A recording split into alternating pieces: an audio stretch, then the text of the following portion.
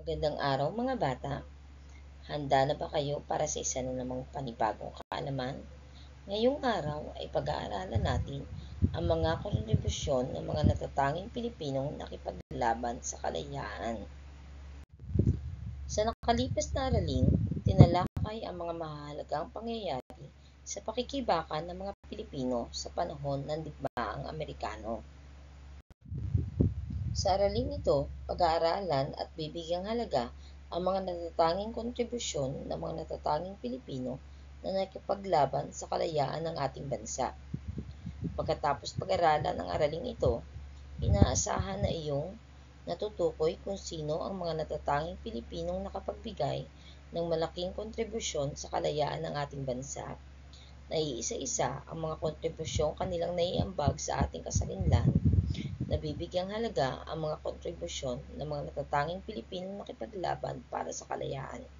Halimbawa, Emilio Aguinaldo, Gregorio del Pilar, Miguel Malvar at iba pang bayaning Pilipino.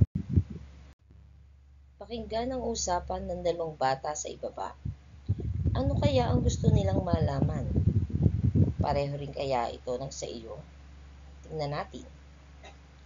Gemma, nais ko sanang itanong kung kilala mo ang mga Pilipinong nakipaglaban para sa kalayaan ng ating bansa. Halika at ating alamin.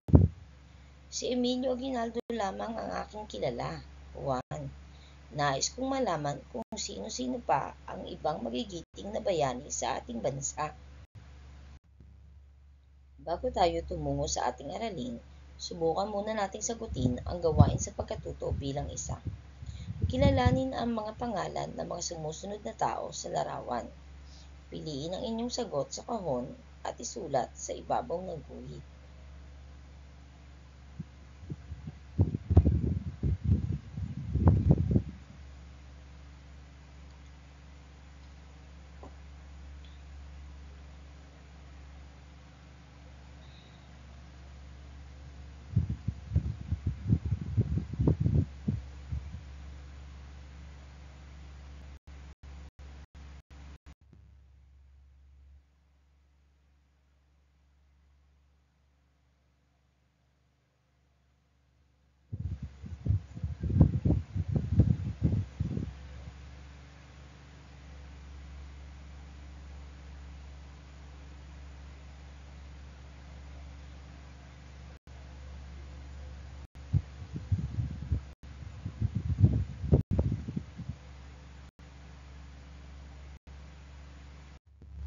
Ngayon ay tingnan natin kung tama ang inyong mga sagot.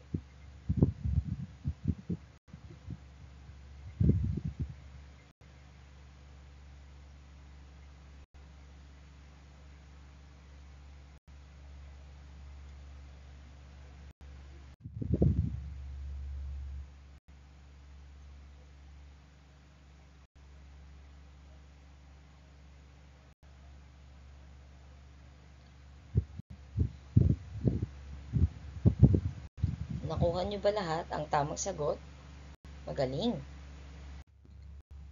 Ngayon ay kilalanin na natin ang ilan sa mga Pilipinong nakipaglaban para sa kalayaan. Ang araling ito ay nakasentro sa pagsibol ng Rebolusyong Pilipino. Ang masidhing pagnanais ng mga Pilipinong makalaya sa pananakop ng Espanyol at Amerikano. Ang mga Pilipino ay naghimagsik at nakipaglaban kahit sa lahat sa kaalaman sa gawain ito. Ngunit sa kabila nito ay napagmalas ng katangian ang mga Pilipinong naging bayani noong panahon ng pananakop ng mga Amerikano. Kilala niyo ba siya? Siya si General Emilio F. Aguinaldo. At ito ang kanyang mga pangunahing nagawa. Nakidigma sa himagsikan laban sa Espanya noong 1896 to 1898 at Amerikano noon lamang 1898. Unang Pangulo ng Republikang Pilipinas. Pinansagang General Myong na nagpahayag ng kalayaan ng bansa laban sa Espanya at miyembro ng Katipunan bilang tenyente at pagtagal ay naging general. Sino naman siya? Siya si General Antonio Luna. At ito ang kanyang mga nagawa. Nakipaglaban sa himagsikan laban sa Espanya. Commander-in-Chief sa panahon ng pamumuno ni Aguinaldo. Pinangunahan ng pakikidigma laban sa Amerikano, pinakamagaling na heneral sa panahon ng Rebolusyong Pilipino. Miyembro ng La Solidaridad noong panahon ng propaganda, sumuong sa mahigpit na labanan sa La Loma at binansagang The Fiery General. Pamilyar ba kayo sa kanya? Siya si Melchor Aquino o kilala sa bansag na Tandang Sora. Kilala siya bilang Tandang Sora dahil 84 taong gulang na noong sumiklab ang himagsikang 1896 na pinamumunuan ni Andres Bonifacio. Inalagaan at kinukup niya ang mga katipunero na pinamumunuan ni Bonifacio noon. Tinanggihan ang ibinigay na pensyon ng mga Amerikano. Kilala niyo ba siya? Siya si General Miguel Malvar. At ang kanyang mga nagawa ay naging pinunong heneral ng Batangas, nakipaglaban sa himagsikan laban sa Espanya, senior officer siya na nakipaglaban sa Zapote Bridge laban sa Espanya, komandante heneral na nakipaglaban sa imperialismong Estados Unidos, at lumaban sa digmaang Pilipino-Amerikano. Siya naman si General Vicente Lucban. Pinamahalaan niya ang Samar at Leyte noong unang Republika ng Pilipinas. Pinuno ng hukbong nakidigma laban sa mga Amerikano sa Timog Luzon, namuno sa pakikidigma laban sa mga Amerikano sa Balangiga, Samar, kung saan natalo ang mga Amerikano. Siya si General Gregorio del Pilar. Siya ang pinakabatang heneral sa edad na 24. Lumaban sa himagsikan laban sa mga Amerikano, nagtungo sa Pasong Tirad kasama ang 60 kawal upang ipagtanggol ito at hadlangan ang mga tumutugis kay Aguinaldo na mga Amerikano. Binansyagan siyang bayani ng Tirad Pass. Nanguna sa pag-atake sa kwartel ng mga Espanyol sa Paumbong. Naging mensahero din siya ng mga propagandista. Mahusay na heneral na tumulong sa pagtakas ni Emilio Aguinaldo at tinagurian siyang King Leonidas ng Pilipinas. Pamilyar ba kayo sa nasa larawan? Siya si Apolinario Mabini. Kinilala siya bilang utak ng himagsikan. Binansagan siyang dakilang lumpong. Tumangging manumpa at kilalanin ang kapangyarihan ng Amerikano kung kaya't na ipatapon siya sa Guam.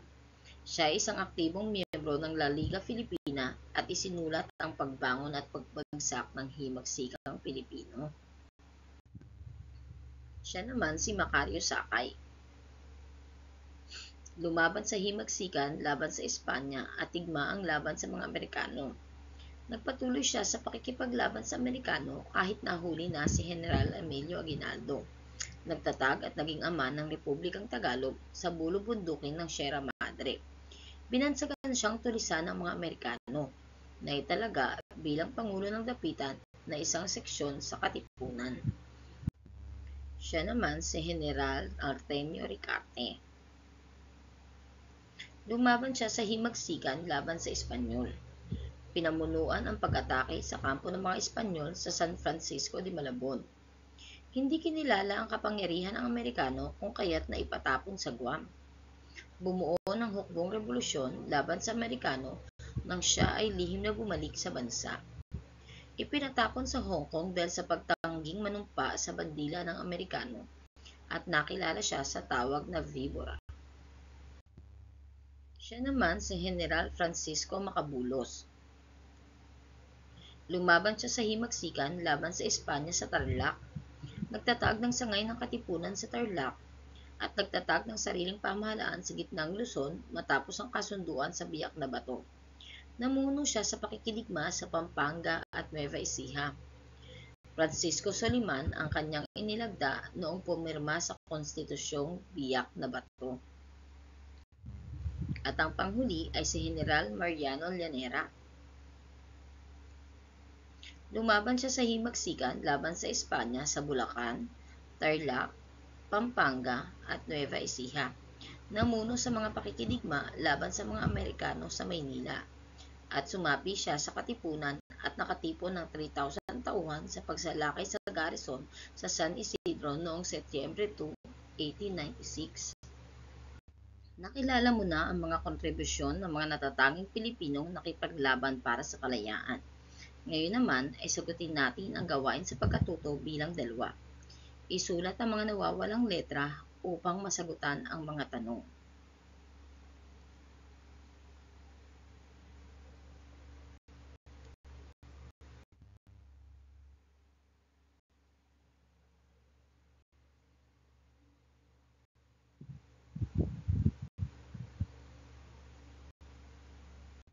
Magaling mga bata, binabati ko kayo dahil nakatapos na naman kayo ng isa na namang panibagong aralin. Hanggang sa susunod!